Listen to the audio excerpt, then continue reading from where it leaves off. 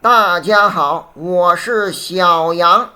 你要反复出现的噩梦让他感到困惑和绝望。先知不在了，墨菲斯仍在继续信仰之路，他们希望战争的结束。今天的场景开始于所有船员和他们的船长聚集在一个类似地下墓穴的地方。在这样的地方举行会议是对光明会秩序的参考。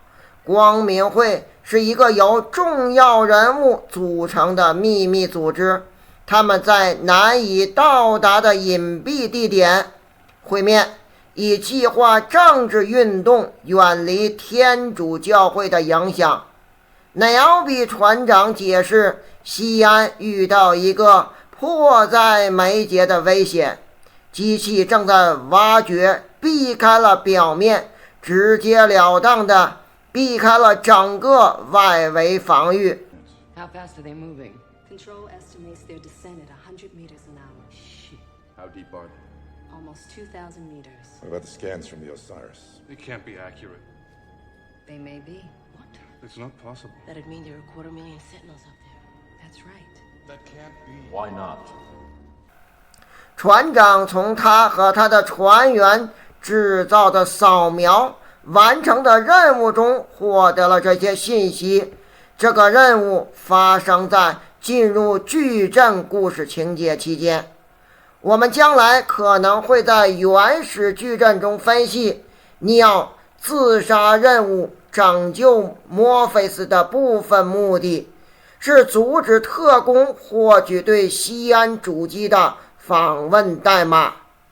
人们认为这些代码是进入西安并摧毁西安的唯一关键，但事实并非如此，有另一种方式。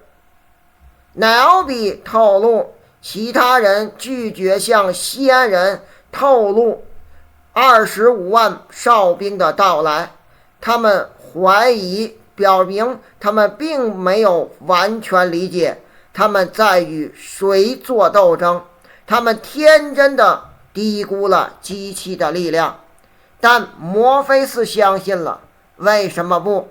哨兵针对西安的每个男人、女人和孩子，这令人不安地证实了哨兵是如何知道西安人口的总数。机器想确保每个哨兵寻找并杀死他们每个人。 We're going to do what Commander Locke ordered us to do. We'll evacuate broadcast level and return to Zion. And does the commander have a plan for stopping 250,000 sentinels? A strategy is still being formulated. I'm sure it is. 这是我们第一次看到西安等级制度和游戏直接向现场军官下达命令，就像船长一样，而墨菲斯预计会听从另一个人类的命令。接下来有一辆黑色奥迪，车牌是 IS5416， 信不信由你。车牌上有圣经参考，字母是指以赛亚书，数字是50章前16节，其中说以下的内容：他们创造了铁匠史密斯，他吹火并为此目的制造武器。我还创造了一个破坏者。这个圣经文本有多种的解释，但最被接受的是，它指的是创造铁匠的上帝对于结构和控制一切的重要性。这可能是指矩阵的构架师，这意味着他是创造史密斯的人。这是最有趣的复活节彩蛋之一，这是第二次提到构架师所拥有的控制权。尼奥可以感应到接近的车辆，这是计算机处理的一个命令。然而尼奥无法破译是谁或什么正在靠近他。他所感知的东西是陌生的，并且可能已经损坏。尼奥看到了数字矩阵代码，但它在波动，因此尼奥去调查他无法正确识别的东西。墨菲斯再度试图说服同胞相信先知。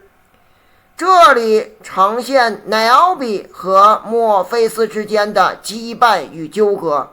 奈奥比是一个现实主义者，以逻辑为指导；墨菲斯是一个遵循先知指导的神秘主义者，他认为可能有超越理性的解决方案。奈奥比和其他人似乎不同意墨菲斯的话。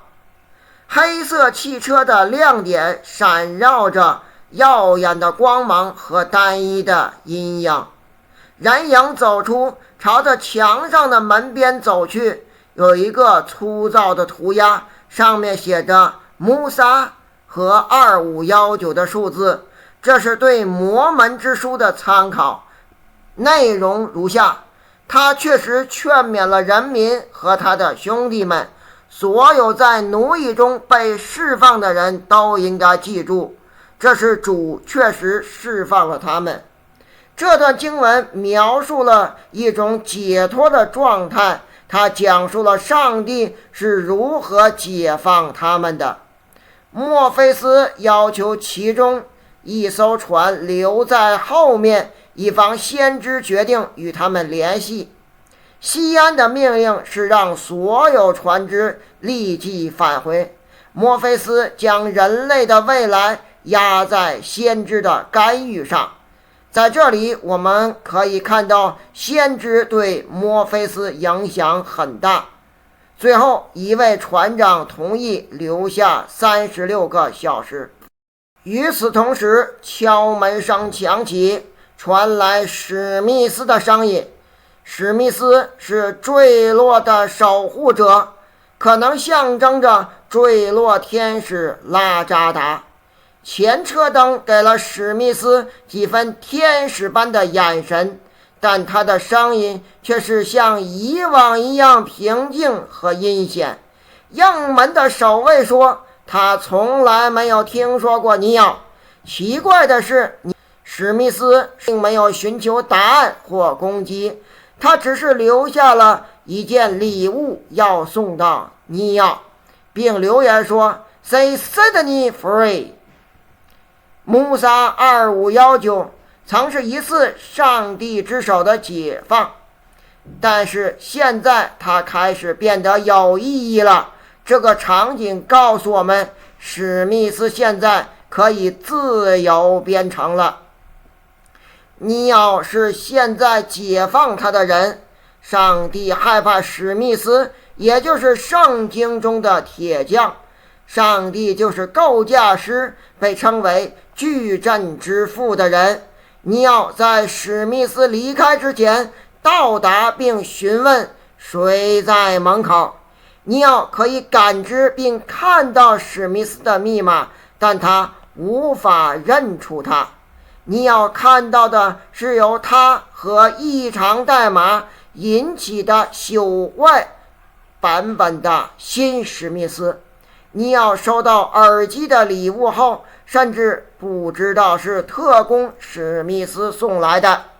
此时尼奥知道特工来了，命令舰队撤退。一个巨大的力量击中了铁门，可见这个人是非常危险的。